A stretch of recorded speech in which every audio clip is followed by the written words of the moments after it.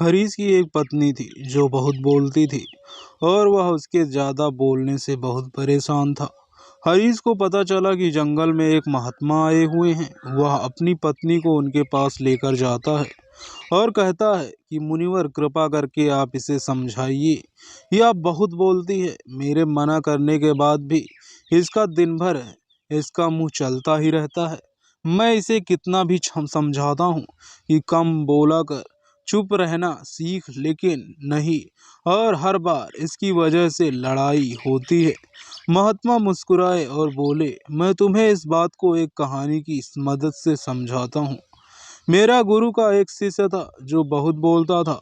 वह हर समय इधर उधर की बातें करता था और कभी शांत नहीं रहता था। जब वह दान लेने के लिए जाता तो हर घर में एक नई कहानी लेकर आता और आश्रम के दूसरे शिष्यों को सुनाता, और एक शिष्य को दूसरे की बुराई करता, चुगली करता और दूसरों के सामने अच्छा बनने का प्रयास करता और खुद के मुंह से ही खुद की तारीफ करता रहता। और हम हमेशा खुद को गुरु के सामने सबसे बुद्धिमान और उत्तम साबित करने का प्रयास करता। वह खुद को सभी शिष्यों से अलग और श्रेष्ठ मानता था। उसका कहना था कि मैं एक अमीर घर का बालक हूँ, अगर मैं चाहता तो एक आरामदायक और सुविधाओं से भरा जीवन जी सकता था, लेकिन मैं वह सब छोड़कर यहाँ आ गया। लेकिन मुझे खोज करना, खुद को जानना, जीवन को जानना। एक दिन गुरु के आश्रम में सभी शिष्यों को बुलाकर कहा, आप सभी को अपने 1 महीने के लिए कोई कुछ नहीं बोलेगा। संकल्प लेना होगा।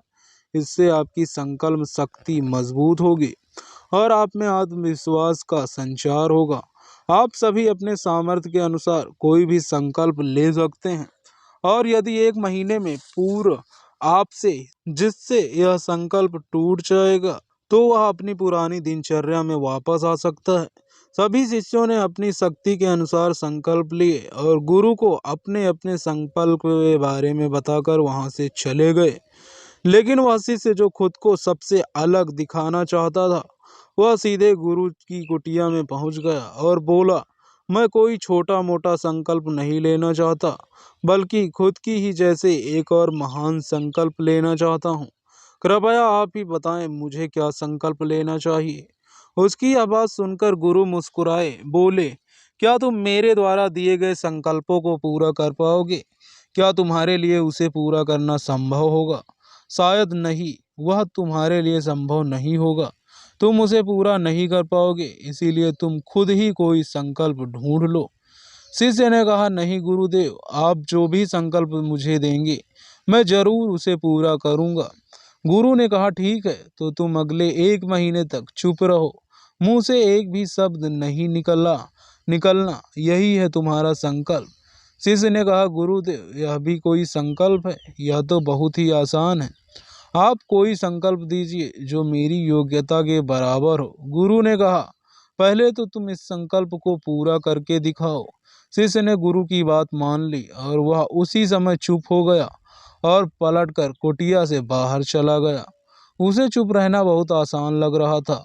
उसने एक दिन तो जैसे तैसे चुप रहकर काट लिया, लेकिन दूसरे दिन से उसके मन में न बोलने का बोझ बढ़ने लगा, और तीसरे दिन उसे भारीपन महसूस होने लगा, और चौथे दिन उसके अंदर एक अजीब सी बेचैनी होने लगी, क्योंकि आसपास आश्रम में सभी शिष्य एक दूसरे से बातें कर रहे थे। वह भी अपना पक्ष उनके सामने रखना चाहता था, उनकी बोलती बंद कर देना चाहता था, लेकिन उसका संकल्प उसके आड़े आ रहा था। इसीलिए वह पूरे दिन सिर्फ और आंखें बंद करता। इसी तरीके से कुछ दिन और बीते और वह शिष्य बीमार पड़ गया। उसका सिर फटा जा रहा था, उसका खाने पीने तक का मन नहीं करता था, वह सिर्फ बोलना चाहता था। वह गुरु के पास गया और उसने सामने बैठकर लिखकर उन्हें बताया, गुरुदेव, मैं बोलना चाहता हूँ, बिना बोले मुझे सांस नहीं आ रही है, मेरा दम घुटता जा रहा है, मैं अंदर ही अंदर पागल हुआ जा रहा हूँ, क्या मैं करूँ? क्या संकल्प तोड़ दूँ? क्या? यह पढ़कर गुरु मुस्कुराए, बोले, मैं संकल्प में के लिए नहीं होते, संकल्प तोड़ने के लिए नहीं होते, लेकिन जो अपने संकल्प को पूरा कर लेता है वह अपनी आंतरिक शक्ति को बढ़ाता है और जो अपनी आंतरिक शक्ति को बढ़ा लेता है वह समाज और जागृति की राह पर आगे बढ़ जाता है। संकल्प का लेना ही तुम्हारे हाथ में था और इसे तोड़ना भी तुम्हारे हाथ में है। तुम्हारे बहुत से भाई अपने संकल्प को डटकर तोड़कर अपनी पुरानी दिनचर्या में वापस आ चुके हैं। अगर तुमसे नहीं हो पा रहा तो तुम भी संकल्प तोड़कर अपनी पुरानी दिनचर्या पर वापस आ सकते हो। लेकिन याद रहे, अगर आज तुम इस छोटे से संकल्प को नहीं संभाल पा रहे हो, तुम अपनी बाकी की पूरी जिंदगी को कैसे संभाल सकोगे। बाकी फैसला पूरी तरह से तुम्हारे हाथों में है। गुरु की यह बात सुनकर शिष्य के दिल में चोट कर गई। वह बिना कुछ बोले वहां से वापस चला गया और खुद को अपनी कुटिया में बंद कर केवल अपनी जरूरी कामों के लिए कुटिया से बाहर निकलता। बाकी सारे समय कुटिया के अंदर ही बैठा रहा। 15 दिन बीत चुके थे और आश्रम में लगभग सभी शिष्यों का संकल्प अब तक टूट चुका था, लेकिन उसका संकल्प अभी भी जारी था। संकल्प लेने के बाद से अब तक उसने एक शब्द भी नहीं बोला था। सारा आश्रम हैरान था कि इतना बोलने वाला इंसान चुप कैसे हो सकता है। 15 दिन बीतने के बाद वह दोबारा अपने गुरु के पास गया और लिखकर बताया, गुरुदेव, मैं बाहर से तो चुप हूँ, लेकिन मेरे भीतर बहुत सी आवाजें हैं, बहुत सी चीख पुकार और शिकायतें हैं। मैं अंदर ही अंदर बात करना रहता हूँ। मेरा मन तरह तरह के प्रश्न पूछता है। मैं बाहर से जितना शांत, भीतर से उतने ही शोर शराबे से भरा हूँ। क्या इस तरह से मेरा संकल्प अभी भी चल रहा है? गुरु ने कहा, हाँ, तुम्हारा संकल्प अभी भी जारी है, लेकिन जब तक लोगों की यह आवाजें तुम्हारे कानों में उतरती रहेंगी, तुम्हारा मन बोलता रहेगा, क्योंकि इसे तो आदत है। तुम भले ही बाहर से चुप रहो, लेकिन तुम अंदर ही अंदर बोलते रहोगे। तुम्हें इन बातों से, इन आवाजों से दूर जाना चाहिए। शिष्य गुरु को प्रणाम कर वहां से चला जाता है और सुबह होते ही अपनी कुटिया छोड़कर जंगल की तरफ चला जाता है। कई दिन बीत जाते हैं, संकल्प का समय भी पूरा हो जाता है, लेकिन शिष्य लौटकर नहीं आया। आश्रम में सभी को डर था कि कहीं जंगली जानवर ने उसे खा तो नहीं लिया। इसी बीच उसे ढूंढने के लिए बहुत कोशिश की गई, लेकिन वह कहीं भी नहीं मिला। गुरु भाइयों ने मान लिया था कि जंगली जानवरों ने उसका शिकार बना लिया है, लेकिन गुरु को ऐसा नहीं लगता था। एक दिन आश्रम का एक अन्य शिष्य गुरु के पास आया और बोला, गुरुदेव, हमारे उस अधिक बोलने वाले भाई के साथ क्या हुआ होगा? क्या जानवर ने उसे मार दिया होगा? गुरु ने कहा, हो सकता है कि जानवरों ने उसे अपना शिकार बना लिया हो, लेकिन उसके ना लौटने की दूसरी वजह भी हो सकती है। शायद उसे वह मिल गया है जिसके लिए वह गया था। फिर शिष्य ने पूछा, गुरुदेव, क्या ज्यादा बोलना इतना हानिकारक होता है?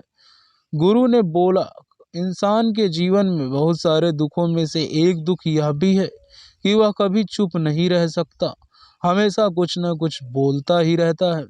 सिर्फ हमारे बोलने के कारण हमारे आधे से ज्यादा दुख पैदा होते हैं। हम में से कोई भी चुप नहीं रहना चाहता। हम बस सामने वाले को सुना देना चाहते हैं। जो भी हमारे मन में है सब निकाल कर उसके मन में बैठा देना चाहते हैं। उसे समझा देना चाहते हैं कि देख, तू गलत है और मैं सही। इसी तरीके से सुनने और सुनाने का यह काम जिंदगी भर चलता रहता है। लेकिन इस नासमझी में हम अपना समय, अपना जीवन, अपनी समझ और सबसे महत्वपूर्ण अपनी कीमती पल जो जिए बिना जी सकते थे, जिनको अनुभव किया जा सकता है, जिसमें आनंद को प्राप्त किया जा सकता है, यह सब खो देते हैं। लेकिन इसके बदले हमें मिलता क्या है? कुछ नहीं, सब व्यर्थ और बर्बाद हो जाता है। शिष्य ने पूछा, तो फिर इसका समाधान क्या है? गुरु ने कहा, पूरी जागरूकता के साथ अपने विचारों को देखना, यही एकमात्र तरीका है। सारी मानसिक समस्याओं का वर्तमान में रहकर चिंतन करना, पूरी जागरूकता के साथ अपना काम करना, जिंदगी में चमत्कारिक बदलाव ला देना। उसके बाद वह शिष्य गुरु से अपने प्रश्नों का उत्तर पाकर उनको प्रणाम करके वहां से चला गया। उस शिष्य को आश्रम छोड़ के गए हुए 3 महीने का समय बीत चुका था, लेकिन उसकी कोई खबर नहीं थी। अब तक तो सभी गुरु भाइयों ने भी उसके वापस लौटने की उम्मीद छोड़ दी थी। लेकिन एक दिन वह आश्रम लौट आता है, लेकिन अब वह नहीं था जो यहाँ से गया था। वह कुछ और ही बनकर वापस आया था। उसके अंदर एक गजब का बदलाव महसूस किया जा सकता था। उसके चेहरे पर एक गजब का ठहराव और आंखों में बड़ी शांति थी। आश्रम में आते ही सभी गुरु भाइयों ने उसे चारों तरफ से घेर लिया और बातें करने लग गए। वह भी अपने गुरु भाइयों से बातें करने लगा। उससे बात करने वाले सभी ने यह अनुभव किया कि अब वह पहले जैसा उतावला और बातूनी नहीं रह गया था। उसके मुंह से एक एक शब्द बहुत ही सुलझे हुए और मधुरता के साथ निकल रहे थे। थोड़ी देर तक गुरु भाइयों से बात करने के बाद वह सीधा गुरु की तरफ चला गया। उसने गुरु के चरण छुए और कहा, गुरुदेव, क्या मैं अब भी मौन हूँ? क्या अब भी मेरा संकल्प जारी है? गुरु ने कुछ देर तक शिष्य की आंखों में बड़े ध्यान से देखा और कहा, हाँ, तुम अब भी मौन हो। तुम्हारे मुंह से एक भी शब्द नहीं निकल रहा और तुम्हारा संकल्प अब भी जारी है। गुरुदेव, जब मैं आश्रम से गया था तो मैं तो चुप था, लेकिन मेरे अंदर बहुत सी आवाजें थी, मन में बहुत से प्रश्न थे और वह बंद हो नहीं हो रहे थे। तो मैं जंगल चला गया इस उम्मीद से कि वहाँ मुझे शांति मिलेगी और मेरे मन की बकबक कम हो जाएगी। लेकिन मैं जितना एकांत में जाता गया, मेरे अंदर की आवाज़ उतनी ही तेज होती गई। मेरे भीतर की पुरानी से पुरानी आवाज़ मुझे सुनाई देने लगी। तब जाकर मैंने महसूस किया कि मैं कितना गलत कर रहा था। जब मैं अपने परिवार वालों, दोस्तों और गुरु भाइयों को बुरा भला कहता था तो उस समय मुझे लगता था कि मैं सही कर रहा हूँ। जब मैं गुरु भाइयों की एक दूसरे से चुगली करता था और उनका मजाक बनाता था, तब भी मुझे यही लगता था कि मैं उनसे बेहतर हूँ और मैं सही कर रहा हूँ। लेकिन उस दिन मैंने पहली बार महसूस किया कि मैं कितना गलत बोलता था। काफ़ी दिनों तक यह आवाज़ें, यह शिकायतें मेरे अंदर चलती रहीं, लेकिन धीरे धीरे करके एक दिन यह सारी आवाज़ें अंदर से समाप्त हो गई। अब मैं भीतर से भी मौन हो गया। उस घने जंगल में बाहर से कोई बोलने वाला था, ना ही भीतर से कोई आवाज़ बची थी, और ना ही मैं उस दिन पहली बार मौन का सही अर्थ समझा। मेरे चारों तरफ बहुत शांति थी, हालांकि अभी भी कुछ आवाज़ें आ रही थी जो पहले भी आती थी, लेकिन अब उन्हें सुन नहीं पाता था। अब वह सभी आवाज़ें मुझे स्पष्ट रूप से सुनाई दे रही थी। हवा के चलने की आवाज़, चिड़ियों के चहकने की आवाज़ और पानी के बहने की आवाज़, ये सभी आवाज़ें मैंने पहली बार पूरे होश पूर्वक सुनी। अपने चारों तरफ इतनी शांति मैंने पहले कभी महसूस नहीं की थी। तो इस शांति को भंग करने के लिए मैंने पहली बार अपने मुंह से कोई शब्द निकाला। मैं चिल्लाया, हे ईश्वर, यह कैसी शांति है? सभी कुछ इतना शांत क्यों है? ऐसा क्या हो गया? लेकिन मेरे चिल्लाने के बाद भी शांति भंग नहीं हुई। सब कुछ पहले जितना ही शांत था, बाहर भी और भीतर भी। हे गुरुदेव, मैंने अपने गुरु भाइयों से बात की, मैंने आपसे बात की। मैं बोल रहा हूँ, मैं चल रहा हूँ, मैं सब कुछ देख रहा हूँ, लेकिन मैं अपने भीतर एकदम एकांत में हूँ, मौन में हूँ। भीड़ में होता हूँ तब भी भीतर से अकेला एकांत में होता हूँ। जब मैं खुद में भी शोर करना चाहता हूँ तब भी एकांत में ही होता हूँ। अब सब दिखाई पड़ने लगा है, सब सुनाई पड़ने लगा है।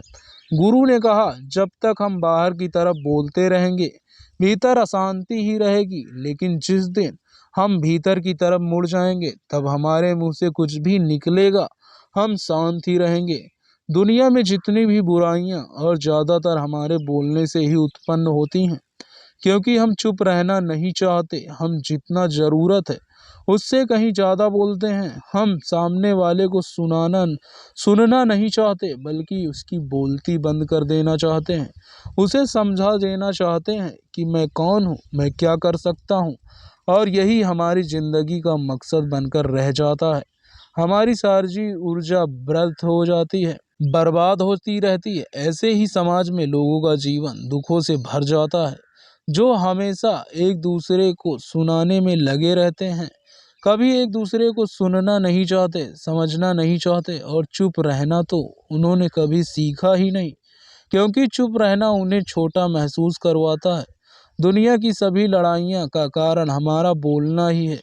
इसीलिए हमें सिर्फ उतना ही बोलना चाहिए जितना ज़रूरी हो, क्योंकि व्यर्थ का बोलना ऊर्जा को नष्ट करना है और यह बोलना ही हमें कभी अपने भीतर की ओर लौटने नहीं देता, क्योंकि हम उसे बाहर की ओर खींच कर रखते हैं और बाहर ही क्या यह संसार में अलावा, लेकिन अगर अपने भीतर के संसार की ओर मोड़ता है तो इस मुंह को बंद ही रखना चाहिए। इसीलिए जितने भी बुद्ध हुए, आत्मज्ञानी हुए, वह सभी एकांत की ओर भागे ताकि उन्हें ज़्यादा ना बोलना पड़े, ज़्यादा सुनना ना पड़े। वह एकांत में रहें और शांत रहें, इसीलिए आसानी से भीतर की यात्रा कर पाए। लेकिन अगर कोई चाहे तो इस संसार में रहकर भी एकांत में रह सकता है, शांत रह सकता है, लेकिन इसके लिए उन्हें अपनी ऊर्जा बचानी होगी, जिसे वह अब तक अपने व्यर्थ के शब्दों में बर्बाद कर रहे थे।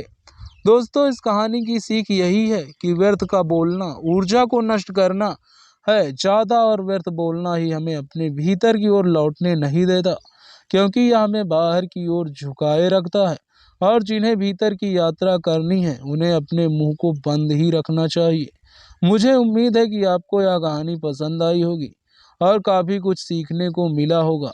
कहानी के बारे में अपने विचार आप नीचे कमेंट बॉक्स में कमेंट करके बता सकते हैं। बाकी अगर आपको यह कहानी अच्छी लगी तो इस वीडियो को लाइक करें और कहानियाँ सुनने के लिए हमारे चैनल को सब्सक्राइब करें। धन्यवाद। मिलते हैं इसी तरह की अगली कहानी में।